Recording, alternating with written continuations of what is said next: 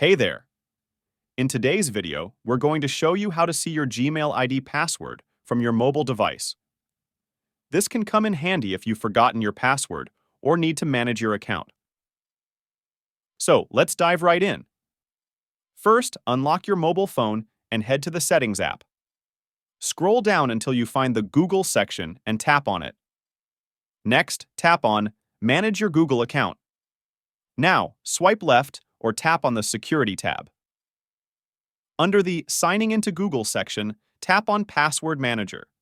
Here, you'll see a list of all the passwords saved to your Google account. Look for Gmail or Google and tap on it. To view your saved password, you'll need to authenticate using your device's security method. This could be your fingerprint, face unlock, or a PIN code. And there you have it. Your Gmail password is now visible. And that's it for today's tutorial.